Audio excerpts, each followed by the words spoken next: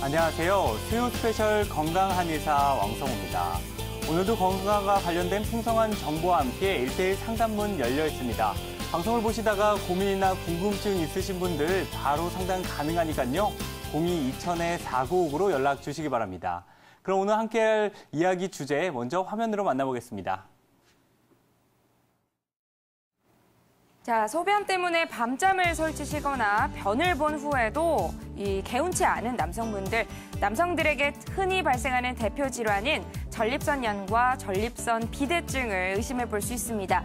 전립선 질환은 호르몬 분비가 감소하고 생식 기능의 퇴화가 진행되는 중년 무렵의 남성에게서 특히나 자주 발생하는 질환인데요. 더불어 현대사회의 고령화와 서구화된 식습관에 의해서 매년 전립선 질환 발병률이 증가하고 있는 추세라고 합니다. 그런데 여기서 더 문제는 전립선 질환이 있는 사람에게서 발기부전과 같은 성기능 장애가 생기는 경우도 빈번하다는 건데요. 전립선 질환과 성기능은 과연 어떠한 관계가 있을지, 그리고 재발이 잦은 염증 치료의 이 핵심은 무엇인지 대한민국 남성들의 말 못할 고민 지금부터 속 시원하게 해결해 보겠습니다. 네, 수요 스페셜 오늘 여러 가지 남성 질환에 대해서 심도 있는 이야기 나눠볼 텐데요. 도움 말씀 주실 원장님들 먼저 화면으로 만나보도록 하겠습니다.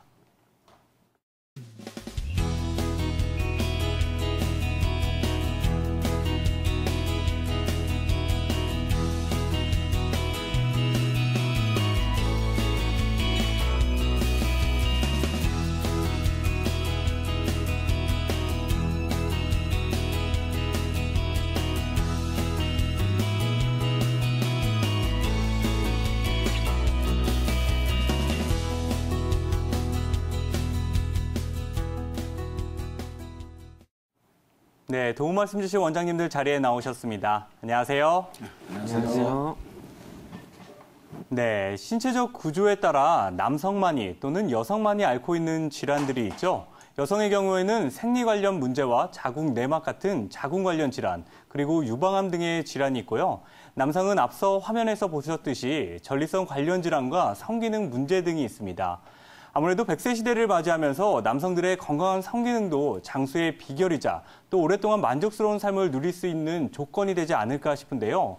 안성호 원장님, 얼마나 많은 남성들이 이러한 세 가지 질환 때문에 치료를 받고 고생을 하고 있나요? 네, 생각보다 많은 남성분들이 이 전립선 질환이나 성기능 질환에 대해서 고통받고 있는데요. 한 연구 결과에 의하면 전립선염은요, 전체 남성들의 한 10% 정도가 전립선염으로 고생을 하고 있다고 합니다. 또 노화 과정에서 나타나는 전립선 비대증은 50대 이상 남자분들의 약 50%, 즉 두 명 중 한 명은 이 전립선 비대증으로 고생들을 하고 계시고요. 또 이 성기능 저하의 가장 핵심적인 증상 중에 하나가 이 발기부전인데요. 발기부전은 성생활을 하고 있는 전체 남성들의 약 한 10% 정도가 이 발기부전으로 고생을 하고 있습니다. 그리고 마지막으로 이 조루증인데요. 이 조루증은 전체 남자 3명 중에 1명이 본인이 조루증이라고 인식을 하고 또 스트레스를 받으며 적극적인 치료가 필요한 그런 대상으로 알려져 있습니다. 사실 이런 남성 질환으로 고민하고 또 스트레스 받는 남성분들이 상당히 많은데요. 어디 가서 얘기를 잘 하지 못하는 이런 쑥스러운 부분들도 있고요. 또 정확한 정보가 부족하기 때문에 제때 치료를 못 받는 분들도 많이 계십니다. 그래서 저희가 오늘 한방 남성의학회 소속 원장님들과 같이 이 전립선 질환, 또 성기능 장애, 조루증에 대해서 확실하게 우리 시청자분들께 좋은 정보 전달해 드리도록 하겠습니다. 네, 생각보다 많은 분들이 고민이 많으실 것 같은데요. 먼저 전립선염과 전립선 비대증부터 자세히 알아보도록 하겠습니다. 김영천 원장님, 먼저 전립선이 어떤 기관인지부터 이야기해 볼까요? 예, 여성분한테 난소가 있다면 전립선은 남성들만 가지고 있는 기관입니다. 방광 바로 밑에 위치해 있으며 크기는 밤톨만 합니다. 정상적인 전립선의 성인의 크기는 무게는 약 20g 정도 됩니다. 정액을 생성하며 요로 감염 방지 기능도 있습니다. 노화가 진행되면서 또는 여러 가지 기타 원인으로 인해서 전립선의 크기는 점차 증가하게 됩니다. 네, 그렇다면 이런 전립선은 어떤 기능들을 하고 있는 건가요?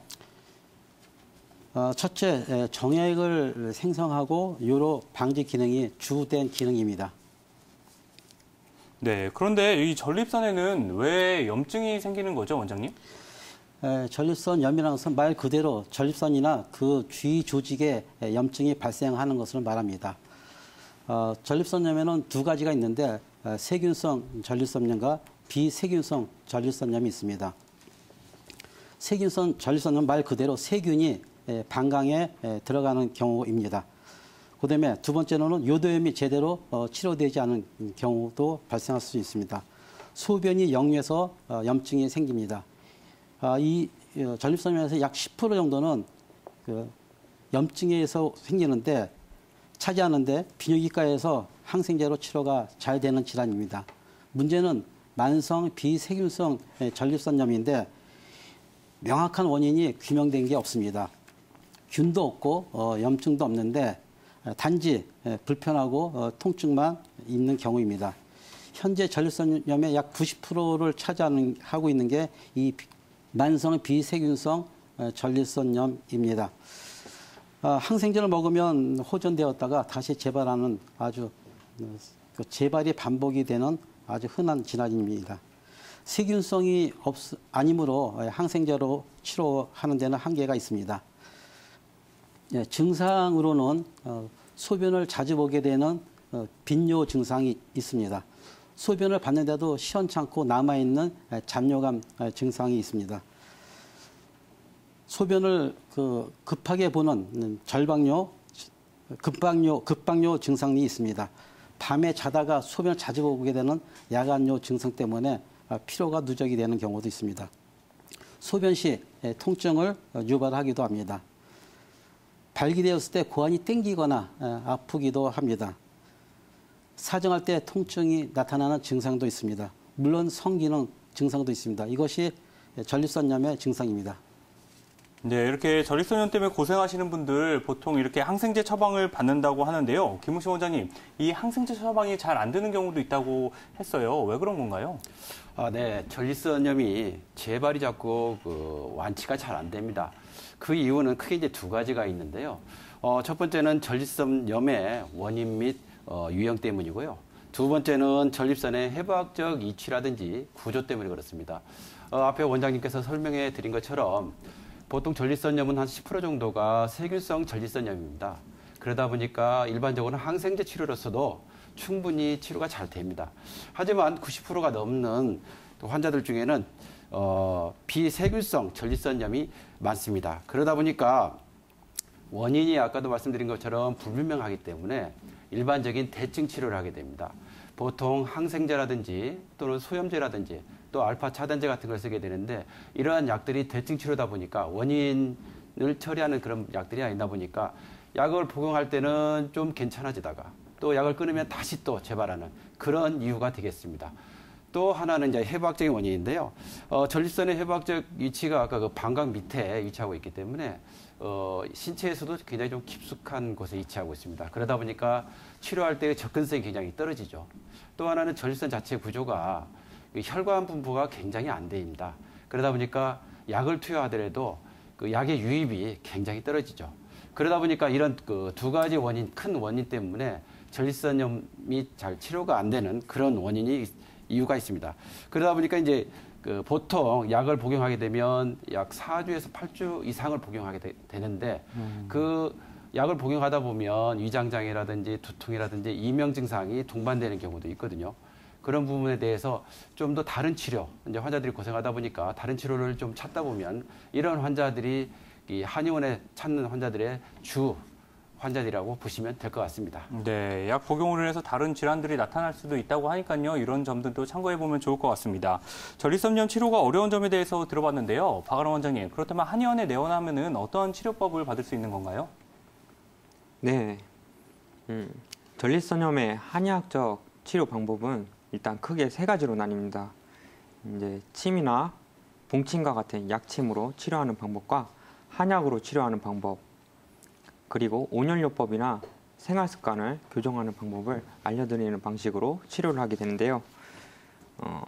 이제 침 치료 같은 경우는 뭐 하복부라든지 성기, 그리고 성기 주변, 그리고 대퇴부 주위에 혈자리를 자극함으로써 기혈을 소통시키고 경락을 소통시키고 뭐 원기를 복돋아주는 식으로 치료를 하게 됩니다.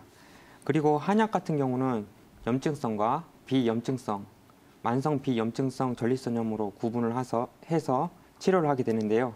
염증성인 경우에는 염증을 가라앉히고 소변의 배출을 잘 배출시키게 만드는 그런 한약재를 이용하고요. 만성 비염증성인 경우에는 면역력을 키워주고 저항력을 높여주는 그런 한약재를 이용해서 치료를 하게 됩니다. 그리고 이런 만성적인 비염증성 전립선염에 대해서 한약이 조금 더 강점이 있다고 할 수 있는데요. 또 전립선염을 치료하는 방법으로 온열요법을 이용해서 전립선을 따뜻하게 만들어줘서 부드럽게 이완시키는 그런 치료법도 활용하고 있습니다. 그리고 식이요법, 운동요법, 생활요법과 같은 일상생활에서 많이 사용할 수 있는 방법을 알려드림으로써 환자분들의 건강을 더욱더 증진시키는 방식으로 알려드리고 치료하고 있습니다. 네, 전립선염에 좋은 다양한 한방 치료법에 대해서 들어봤는데요. 자세히 하나하나씩 짚어보도록 하겠습니다. 김영철 원장님, 전립선염에 좋은 한약 처방에는 어떤 것들이 있을까요? 예, 그 한방에서는 모든 질환을 실증과 허증으로 구별해서 치료합니다.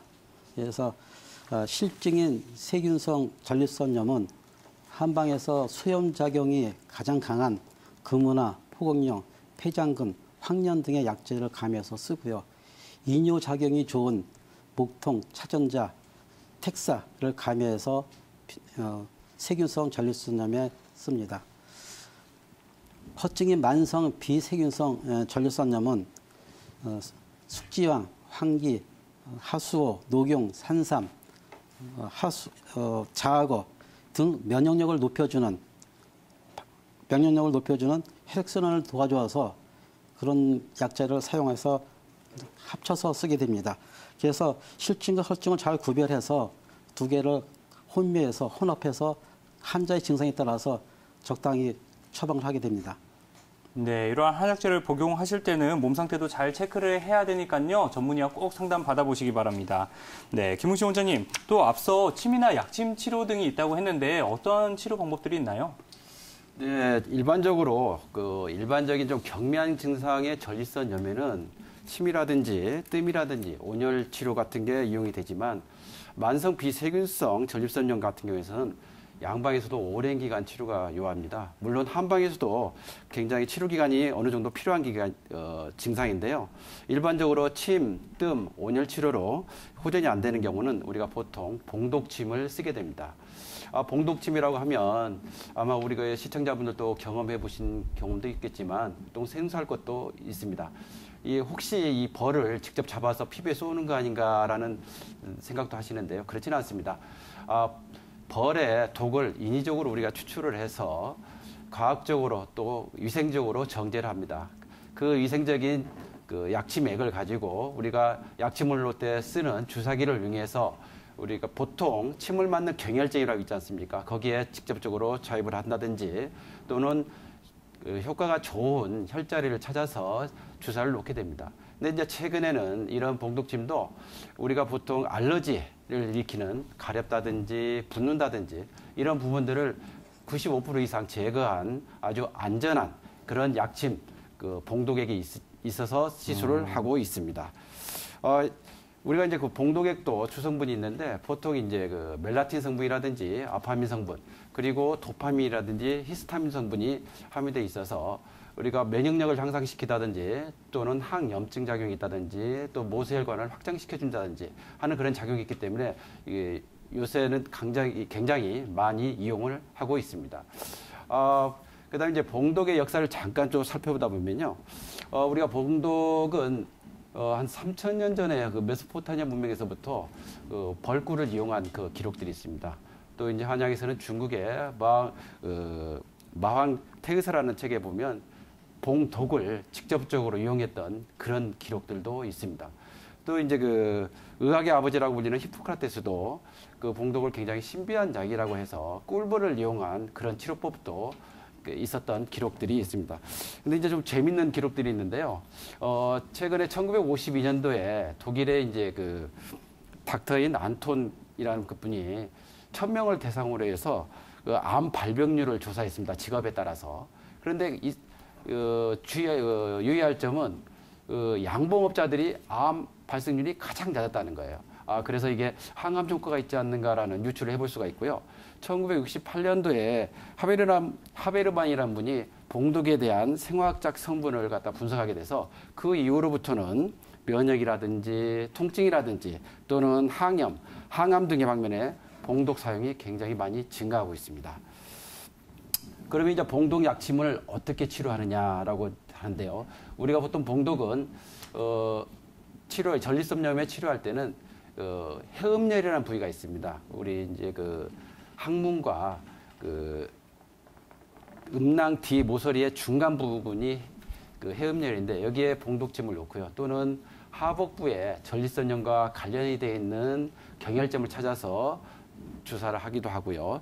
또는 성기 주변에 직접적으로 주입을 하기도 합니다. 이런 한방 치료들의 장점을 살펴보면요. 전체 그 전립선염의 한 90% 이상이 아까도 말씀드린 비세균성 전립선염이기 때문에 이 원인 자체가 아주 복잡합니다. 예를 들어서 기능성 혹은 또 해부학적인 배뇨장애가 원인이 될 수도 있고요. 또는 신경근 혹은 신경학적인 이상이나 골반 부위, 특히 이제 면역 질환이라든지 스트레스 이런 게 이제 원인이 될 수 있습니다. 그러다 보니까 면역력이 저하되어 있는 만성 비세균성 전립선염에는 면역력을 향상시켜주고 또 강력한 항염증 작용이 있는 봉독약침이 좋은 효과를 볼 수 있다고 생각이 됩니다. 특히 이제 그 만성 전립선염을 가지고 있는 분들은 대부분 조루증이나 발기부전 증상을 같이 병발하는 분이 많습니다. 그런데 이 봉독에는 신경독을 해소해서 약간 무디게 하는 그런 독소도 있기 때문에 또는 말초 혈액순환을 개선시켜주는 그런 효과가 있기 때문에 전반적인 성기능 개선에도 굉장한 효과가 있습니다. 그래서 보통 아까 설명해드렸던 허증이라든지 실증에 대한 한약 치료도 거기에 맞춰서 치료를 할 수 있는 다양한 한약제가 있고요. 또는 한약으로 말하면 보제를 쓴다든지 해서 면역력을 높여주고 또 전립선의 기능들을 높여주고 함으로써 치료하기 때문에 전립선의 건강 회복에도 아주 뛰어난 효과가 있기 때문에 한방에서는 좀 이런 부분들이 경쟁력이 있지 않나라는 생각이 듭니다. 그렇군요. 이렇게 한의 치료의 장점에 대해서 들어봤는데요. 박아람 원장님, 그렇다면 이 봉독 약침 체내에서 어떤 작용을 하게 되는 건가요? 봉독 약침은 전립선염뿐만이 아니고 다양한 질환에서 다양한 방식으로 효과적으로 사용할 수가 있는데요. 우선 봉독 약침의 한의학적인 효과에 대해서 좀 살펴보도록 하겠습니다. 먼저 봉독 약침은 대열 유독이라고 해서 그 약재의 성질이 매우 뜨겁고 따라서 이거는 한의학적인 한열 개념에서 수족 냉증이라든지 복부 냉증과도 같은 그런 각종 냉증에 대해서 사용할 수 있을 뿐만 아니라 유독, 그러니까 인체에서 아주 강력한 효과를 나타낸다는 뜻이고요. 반대로 말씀드려서 이제 인체에서 아주 강력한 효과를 내기 때문에 반드시 한약 전문가인 한의사의 시술이 필요한 것이라고 말씀드리고 싶습니다. 그리고 이러한 봉독의 성질은 몸의 전기를 북돋아주고 경락을 소통시켜주고 어혈을 제거시키는 효과가 있습니다. 따라서 인체 체온을 상승시켜주고 원기를 보강시켜주며 혈액순환을 증진시켜줍니다. 그 현대의학적으로 말씀드리자면은 염증을 치료할 수 있고 통증을 치료할 수 있는 진통 소염제라고 볼 수도 있고요. 그리고 면역력을 강화시켜주는 효과까지 같이 겸해서 효과가 있는 아주 좋은 약재라고 말씀드리고 싶습니다. 따라서 이러한 봉독 약침의 효과 때문에 전립선염에 있어서는 아주 강력한 효과를 내는데요. 우선 멜라틴이라든지 MDM 펩티드 같은 강력한 소염 진통 효과를 가지고 있는 성분들이 전립선염에 있어서 소염 작용을 하고요. 그리고 전립선을 따뜻하게 해주는 기능도 해주고 있고, 그 모든 병은 전립선을 포함한 모든 병은 근본적으로는 원기가 부족하고 면역력이 약화되었기 때문에 발생하는 것이라고 볼 수 있지 않습니까? 따라서 이제 봉독 약침의 그 보양하는 효과가 여기서도 적용이 되기 때문에 만성적인 전립선염의 근본적인 치료가 가능할 걸로 생각됩니다. 네, 봉독약침에 이러한 효과가 있다고 하니까요. 전립선염 재발 때문에 고생하시는 분들이 참고하면 좋을 것 같습니다. 김원총 원장님, 이렇게 한방 치료를 받으신 실제 전립선 환자들, 고생하시는 분들 예후는 어떤가요? 예, 전립선 환자들 대부분 비뇨기과에서 수개월 또는 수년 동안 항생제를 복용했는데 효과가 미미하거나 또 항생제 복용으로 해서 위장장애가 발생한 경우에 많이 내원을 하게 됩니다. 비뇨기과에서 PCR 검사나 염증 소견이 없는데도 지속적으로 불편함을 호소하는 분들이 많이 찾아오게 됩니다. 저희 환자 치료 예후를 보면 유통업을 하고 열이 많은 환자인데 다혈질이고 만성피로에 찌든 전립선염 환자입니다. 봉독, 아까 설명드린 봉독 약침을 주 2회, 아까 해음열, 직접 성게다 치료를 하게 되는데 주 2회 12번 치료를 했고, 그 사람의 증상에 맞는 보법이나 사법을 써서 한약을 3개월 동안 복용한 케이스입니다. 주간에 그 잦은 소변이 봤었는데 소변이 시원해지고 횟수가 줄어든 경우입니다. 수면 중 아까 그 전립선에 야간요가 발생한다고 했는데 하루에 2-3번 자던 것을 한 번 정도 일어나는 정도로 효과가 좋았고요. 1년 이상 그 양약을 먹었는데도 좀 효과가 미미한 경우인데 소변으로 인한 스트레스 개선도 많이 좋아졌고, 성기능이 많이 떨어져 있었는데 전반적으로 성기능 개선도 회복이 된 그런 상태입니다. 회음부에 통증이 있었는데 그 봉침으로 해서 치료해서 회음부 통증도 해소한 그런 케이스입니다. 그렇군요. 그런데 김웅식 원장님, 어떠한 질환이든 간에 치료도 받는 것도 중요하지만 평상시 생활 관리도 굉장히 중요하잖아요. 이런 분들은 어떻게 관리를 하는 게 좋은가요? 네, 우선 전립선염이 있으면 가장 우선인 것은 전문의의 상담을 받고 치료를 받는 게 우선입니다. 그리고 이제 또 환자들한테 가장 질문을 많이 받는데요. 뭘 먹으면 좋으냐, 어떻게 생활해야 되느냐 하는 겁니다. 보통 이제 음식은 가장 많이 권하는 게 이제 토마토입니다. 토마토 같은 경우에는 리코펜 성분이 있어서 우리가 이제 그 미국에서 또 발표한 논문에 가면 전립선 쪽에 굉장한 효능이 있는 걸로 알고 있고요. 또는 마늘 같은 경우는 이제 우리가 보통 알리신이라는 성분이 있기 때문에 살균이라든지 항균 작용이 굉장히 강합니다. 그래서 마늘을 이용한 전립선 질환이라든지 예방에 굉장히 효과가 있는 걸로 알고 있고요. 또는 이제 굴 같은 경우는 아연 성분이 많기 때문에 이런 경우도 이제 전립선 치료라든지 예방에 효과가 있는 걸로 되어 있습니다.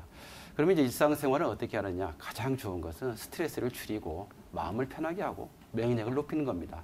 충분한 수면, 그리고 규칙적인 운동 중에서는 이제 걷기 운동 같은 게 좋겠죠.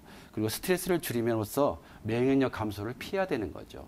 그리고 이제 술과 커피 같은 건 당연히 줄여야 되겠죠. 이제 우리가 일상생활에서는 오래 앉아있는 자세를 피해야 됩니다. 그런데 이제 전립선염이 대부분 호발하는 부위가 이제 30대에서 50대인데 가장 일을 많이 할 때지 않습니까? 그러다 보니까 앉아있는데 앉아있을 수밖에 없는 상황이다 한다면 이제 팁으로서 그 두꺼운 목욕 타월 같은 걸 말아서 도난 모양으로 만듭니다. 그 도난 모양으로 만든 그 타월을 그 의자와 엉덩이 사이에 받쳐놓으면 전립선이 직접적으로 압박받는 걸 피할 수가 있고요. 또 이제 운동 중에서는 가장 이제 그 사이클링 또는 오토바이를 타시는 분들이 있는데 운동은 좋지만 전립선을 계속 압박하기 때문에 좀 전립선의 질환에 좀 노출되는 확률이 높습니다. 그래서 이제 요새는 전립선 보호 안장이라는 게 또 나오더라고요. 그런 것도 한번 이용해 보시는 것도 좋을 것 같습니다. 또 이제 그 반신욕이나 자욕을 할 수 있는데요. 자욕 같은 경우는 전립선의 직접적인 환부를 직접적으로 온열 효과가 있기 때문에 굉장히 좋은 걸로 되어 있습니다. 근데 이제 가장 중요한 것은 또 하나가 그 정기적인 성생활입니다. 이는 성생활로 인해서 보통 전립선액이 우리가 말하는 정액의 약 30%를 차지합니다. 그래서 전립선액을 좀 자주 배출해 주심으로써 전립선염이 발생할 수 있는 환경을 막아주는 그런 효과가 있습니다. 또는 이제 우리가 보통 비만이라든지 변비라든지 이런 게 있게 되면 전립선에 압박을 한다든지 또는 염증 수치를 좀 올려주는 환경을 올려주는 그런 작용이 있기 때문에 이런 것들도 좀 피해 주시면 좋을 걸로 사료됩니다. 네, 이런 생활 관리 방법들 잘 체크를 하셔가지고요. 잘못된 생활 습관은 있지는 않은지 체크해보면 좋을 것 같습니다. 네 분의 원장님들과 함께 오늘 남성 질환에 대해서 이야기 나눠보고 있습니다. 이와 관련해서 궁금한 점 있으신 분들 바로 상담 가능하니까요. 02-2000-4959로 연락 주시고요. 저는 이어서 전립선염과 함께 50대 중년 남성 절반이 겪고 있다는 전립선 비대증에 대해서 이야기 나눠보도록 하겠습니다. 안성환 원장님, 전립선 비대증은 전립선염과 어떻게 다른 건가요? 전립선염은 전립선 자체에 생기는 이제 염증 때문에 발생하는 여러 가지 증상들을 이야기를 하고요. 이 전립선 비대증은 그야말로 전립선이 비대해지면서 발생하는 여러 가지 증상들인데요. 통계에 의하면 이 50대 이상 남성들의 한 50%, 즉 2명 중에 1명 정도가 이 전립선 비대증으로 고생을 하고 있다라는 그런 통계도 있습니다. 원래 전립선의 크기가 이 밤톨만한 한 20g 정도의 크기가 정상인데요. 노화 과정이나 호르몬 불균형에 의해서 이 전립선의 크기가 50% 이상 커지면서 요관을 압박함으로써 전립선 염증과 유사하게 뭐 빈뇨, 잔뇨감, 또 배뇨시의 통증이나 특히 이 야간뇨 때문에 많은 남성들이 고생을 하고 계신 대표적인 남성 질환입니다. 네, 그럼 전립선 비대증 때문에 고민하시는 분들 어떻게 치료를 받고 관리를 하면 좋을까요?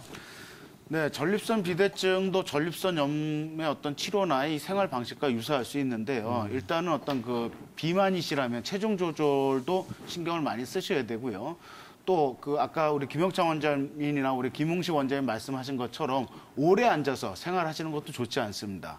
또 이 전립선 질환의 대부분의 경우에는요, 이 전립선액이 정액을 생성하기 때문에 정기적인 성관계를 통해서 정액을 체외로 배출하는 그런 방식들도 상당히 중요합니다.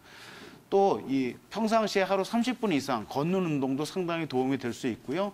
또 취침 전에 과도하게 수분을 섭취하지 않는 이런 생활 방식도 다양한 한의학적인 치료 방법과 더불어서 상당히 중요한 부분입니다.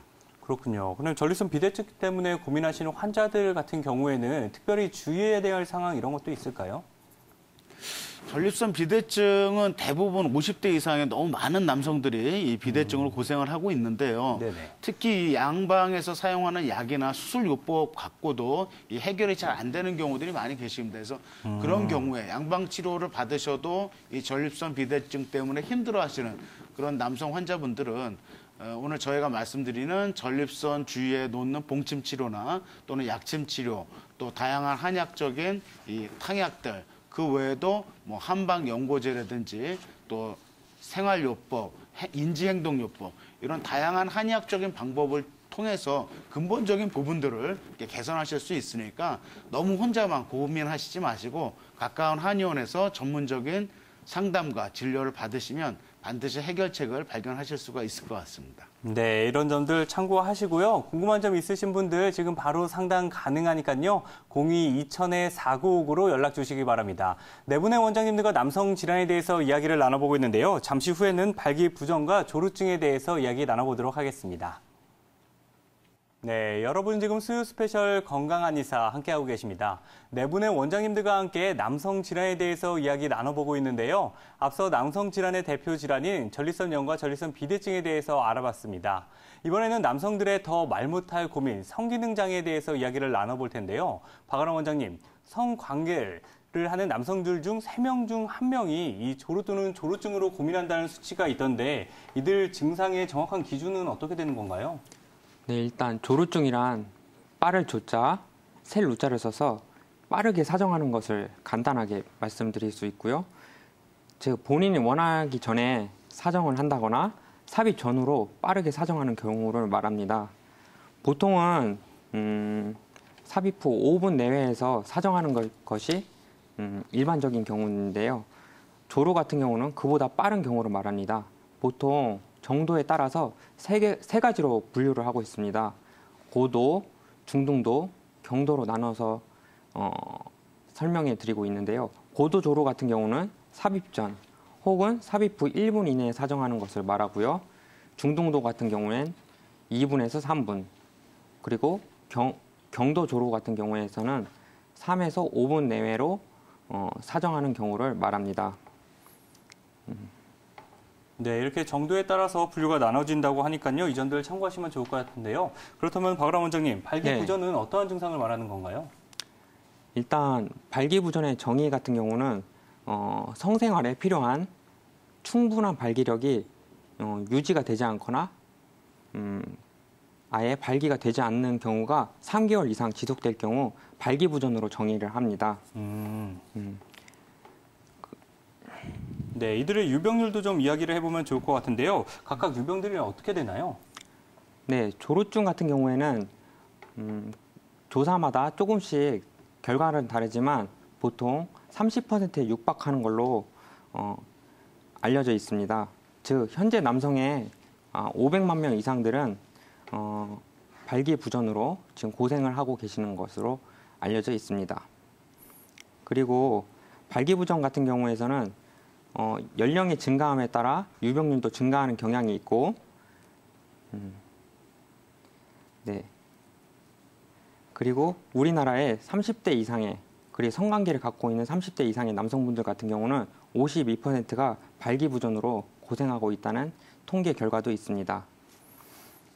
또 제가 또 말씀드리고 싶은 거는 조루 혹은 발기부전, 전립선 비대증 같은 그 남성 성기능 장애들은 거의 다 같이 병발하는 경우가 대부분이라는 것을 말씀드리고 싶고요. 한 통계에 의하면은 조루증에 걸린 남성분들은 대부분 발기부전 그리고 전립선 비대증을 같이 가지고 있을 확률이 50%가 넘는다고 합니다. 그렇군요. 그런데 이렇게 조루증 같은 경우도 많은 분들이 수술을 하실 것 같은데 어떠한 방법으로 수술이 이루어지고 있나요? 현재 한국에서 시행되고 있는 조루 수술 같은 경우는 두 가지로 나눠볼 수가 있습니다. 그 성기의 감각신경을 차단하거나 절제하는 절제술 혹은 차단술이 있고요.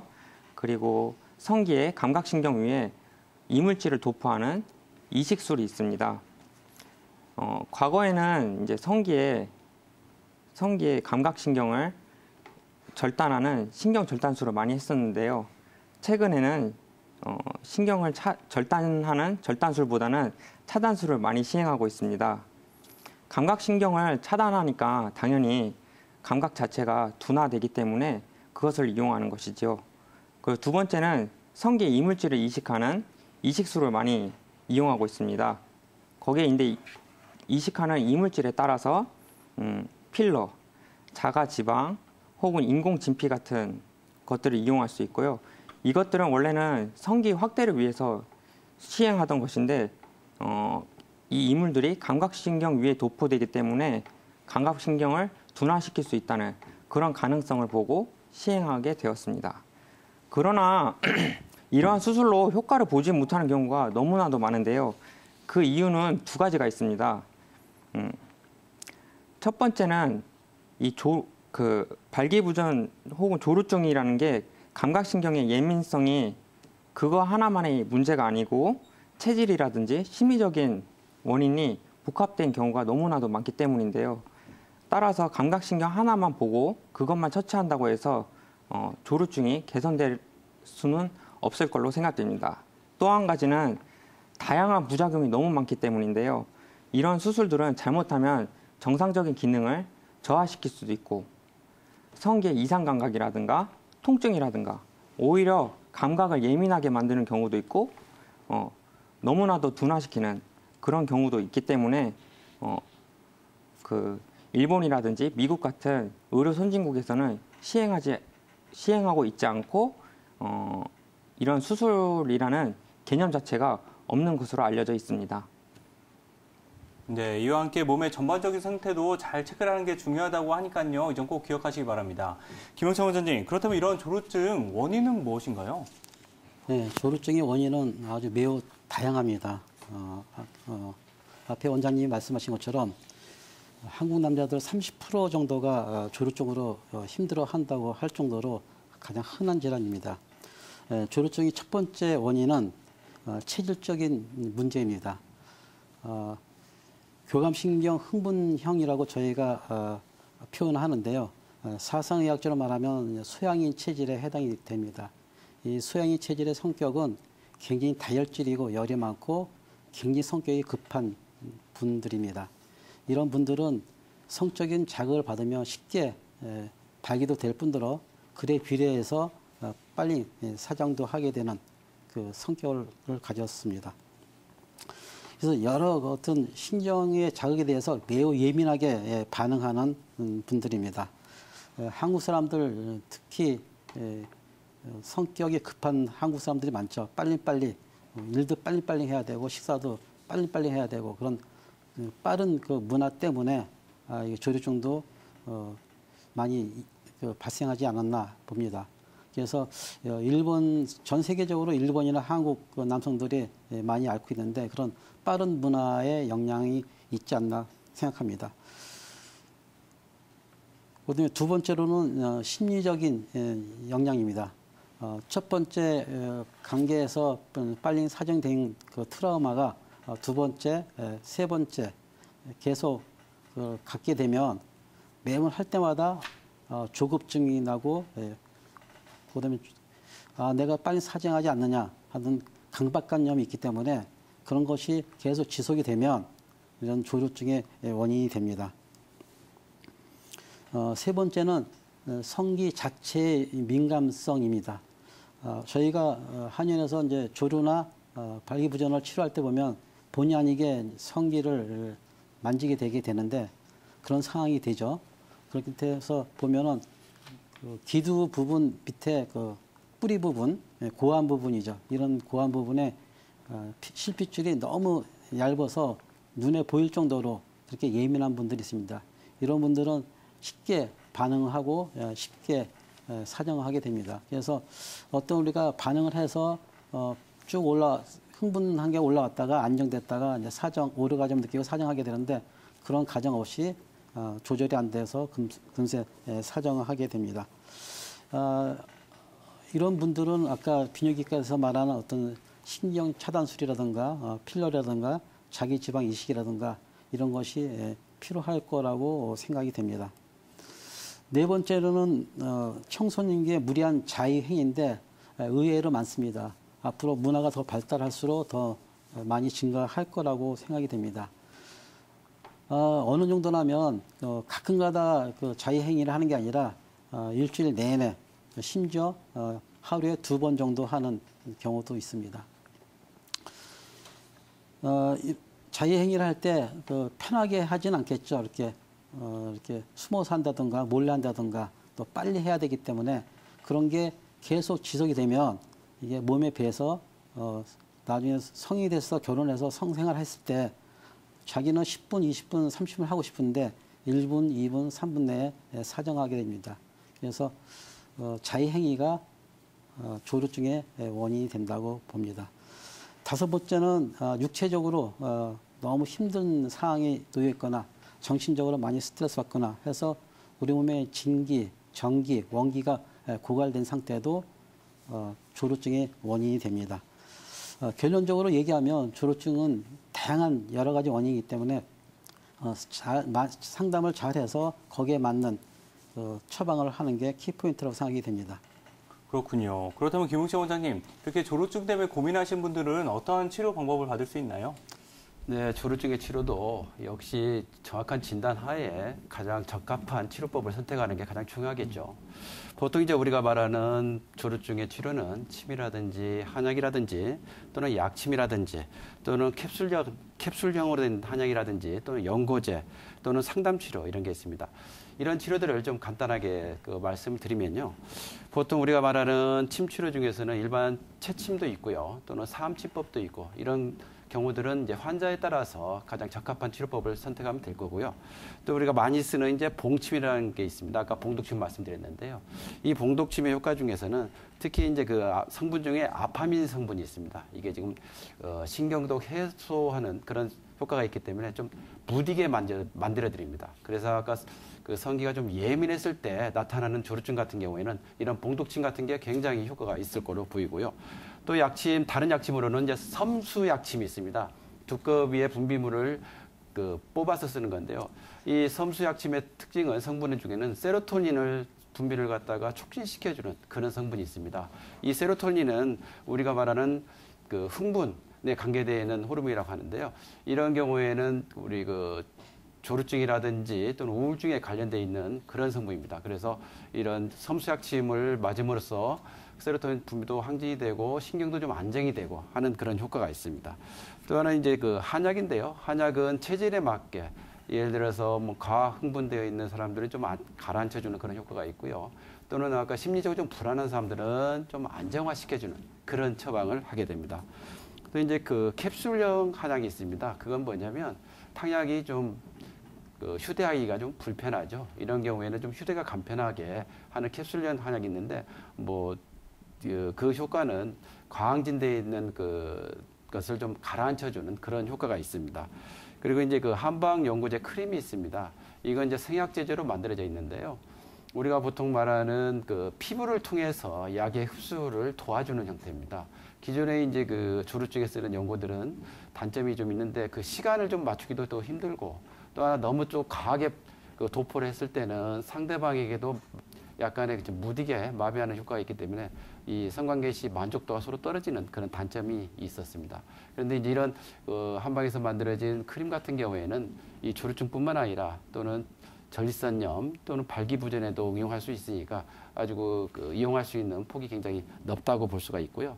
또 하나 아까 말씀드린 것 중에 앞에서 말씀드렸는데 심리적인 원인이 많지 않습니다. 그래서 상담요법이라든지 또는 인지행동치료라든지 명상기법 같은 게 굉장히 좀 고려가 됩니다. 예를 들어서 굉장히 좀 초조하고 불안하고 어딘지 모르게 쫓기는 느낌, 또 잘해야 되겠다 강박관념 이런 경우는 심리상담을 해서 좀 안정화시켜 줄 수가 있고요. 또 성에 대해서 좀 잘못된 지식을 가지고 있다든지 또는 우리가 성에 대해서는 친구들끼리 그 지식을 좀 공유하다 보니까 정확한 성 지식을 모릅니다. 그런 경우에는 이런 인지 행동 치료로 인해서 교정을 시켜주는 것도 굉장히 중요하고요. 그 명상 기법 같은 경우에는 가장 대표적인 스트레스를 해소하는 기법입니다. 이런 경우에는 세로토닌을 증가시켜주기 때문에 특히 이제 그 시민성 조루증에 굉장히 효과가 있는 것으로 생각되고 있습니다. 네, 이렇게 다양한 처방 방법에 대해서 들어봤는데요. 잘 참고하시면 좋을 것 같습니다. 박아론 원장님, 또 앞서 김우신 원장님이 한약 처방도 가능하다고 했는데 한약 처방에는 어떤 한약재들이 쌓이나요? 네, 방금 원장님들이 말씀하신 것처럼 조루증의 원인은 정말 다양하게 있고 따라서 조루증의 원인에 따라 체질에 맞게 처방을 해야만 합니다. 아까 전에 말씀드렸던 원인에 따라서 심리적인 부분, 그리고 교감신경이 과항진된 부분, 그리고 피로가 누적되거나 체력이 저하된 그런 경우로 이렇게 나눠서 말씀해 주셨는데요. 저도 그에 맞춰서 각각에 맞게 한약재를 좀 설명해 드리려고 합니다. 이제 심리적인 부분이 원인이 되는 경우에는 모려, 용골, 연자와 같은 한약재를 이용할 수 있고요. 교감신경이 과항진된 경우에는 황련, 숙주황, 목단피 같은 한약재를 이용할 수 있습니다. 또 피로가 누적되거나 체력이 저하된 경우에는 녹용, 산수유, 파극 같은 몸을 좀 보호해주는 그런 약재를 이용하면 탁월한 효과를 볼 수 있습니다. 네, 이런 것들 잘 참고를 하시면 좋을 것 같습니다. 조루증에 대해서 이야기를 나눠봤는데요. 이어서 발기부전에 대해서 이야기를 나눠보겠습니다. 네, 그런데 체력이 왕성한데도 발기부전이 오는 경우가 굉장히 많다고 했는데요. 박아람 원장님, 이렇게 발기부전이 오는 원인들 어떤 것들이 있을까요? 네, 발기부전의 원인에는 발기라는 현상을 좀 살펴봐야 하는데요. 일단 발기는 심장의 박동력에 의해서 혈액이 성기로 들어가게 되고 그러한 이제 성기에 혈액이 울체되면서 발기라는 현상이 일어나게 됩니다. 따라서 심장 박동력이 약해지면은 발기력이 떨어질 수밖에 없게 되겠죠. 그리고 성기에는 해면체에 동맥이 있는데 그 동맥이 경화되거나 좀 좁아지게 된다면 심장에서 흘러오는 혈액들이 성기로 유입량이 줄어들게 되고 막히게 돼서 결국에는 성기의 혈류가 울체되지 못하기 때문에 점점 발기력이 떨어지게 되는 겁니다. 또 정맥에 성기에 있는 주변에 있는 정맥들이 그 탄력성을 잃게 된다면 그 정맥들은 그 성기의 혈액을 저장시키는 역할을 하는데 그 저장시키는 기능이 떨어지게 되므로 또 발기력을 유지하는 시간이 좀 더 줄어들게 됩니다. 이러한 이제 혈액순환 문제가 있게 되겠고요. 심장의 혈액순환 문제도 중요하고 그리고 성기와 성기 주변의 혈액순환 문제도 굉장히 중요하다고 말씀드릴 수 있겠습니다. 또한 이제 심리적인 문제가 있을 수 있고요. 심리적인 불안감이나 트라우마 혹은 낯가림 같은 것들이 발기부전을 일으킬 수 있습니다. 이러한 것들은 아무래도 발기부전 치료제가 아마 반응하지 않을 것으로 생각되고요. 또 체력 저하나 피로, 스트레스와 같은 현대인이 갖고 있는 이런 것들은 인체 컨디션을 저하시키고 따라서 성기능도 같이 따라서 저하되는 그런 원인으로 볼 수 있습니다. 마지막으로 당뇨, 고혈압, 뇌혈관 질환 같은 성인병도 문제가 되는데요. 당뇨를 예를 들자면 실제로 한림대의 김영주 교수는 이제 당뇨 환자의 발기부전의 유병률이 건강한 사람의 발기부전의 유병률보다 3배가 더 높다는 그런 연구 결과를 내놓기도 했는데요.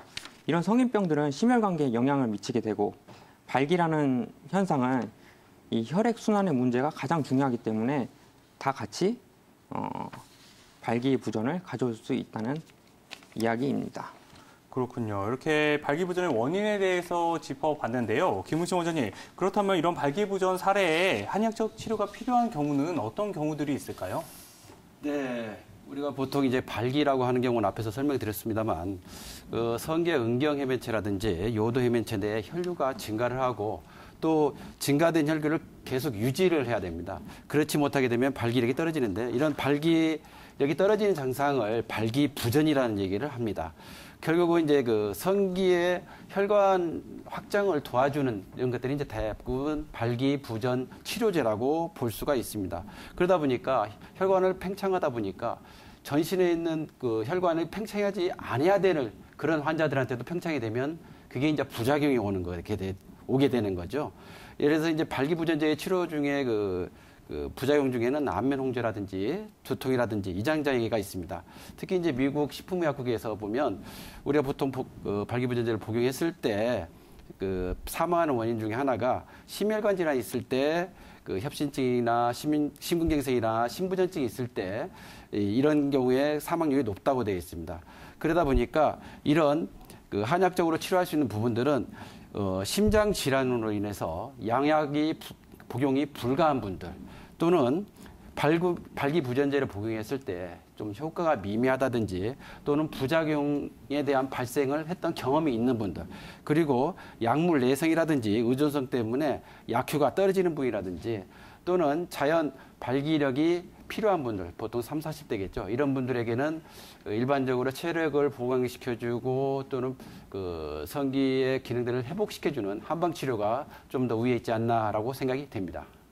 네, 이렇게 다양한 한방 치료에 대해서 들어봤는데요. 남성 질환에 대해서 이야기를 나눠보고 있습니다. 저희 이제 방송 시간이 끝날 때가 됐는데요. 이와 관련해서 궁금한 점 있으신 분들 방송이 끝난 후에도 상담 도와드릴 수 있으니까요. 남성 질환 때문에 고민 있으신 분들 02-2000-4959로 언제든지 연락 주시기 바랍니다.